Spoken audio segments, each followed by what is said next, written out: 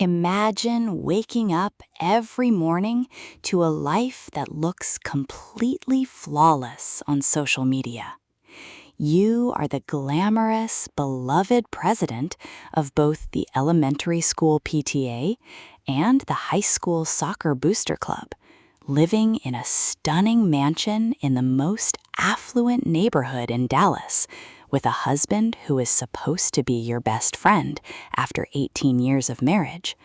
only to step behind closed doors and confront a pitch-black reality built entirely on a foundation of toxic lies. This is the suffocating domestic nightmare of Ruby Powell in E.L. Westbury's addictive, slow-burn psychological thriller, Drowning in Paper Flowers, where the perfect suburban facade masks a middle-aged housewife who deeply detests her unfaithful husband, shares her home with a teenage daughter who utterly loathes her,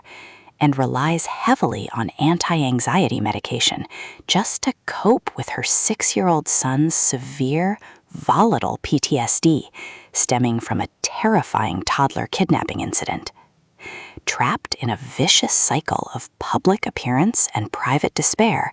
Ruby's fragile grip on sanity completely fractures under the weight of a horrific recurring nightmare that begins bleeding into her waking life, blurring the lines between dark paranoia and verifiable fact until she can no longer separate the truth from the lies.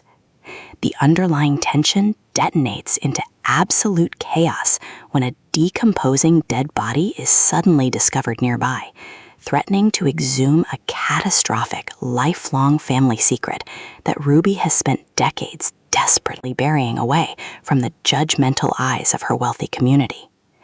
Audiobook listeners will find themselves completely paralyzed with suspense as the beautifully paced, intensely claustrophobic narrative slowly peels back the layers of this broken Dallas family, utilizing a raw, unreliable perspective to orchestrate a series of jaw-dropping domestic twists that build towards a staggering 4-word final sentence that will leave you staring into the dark long after the audio narration stops.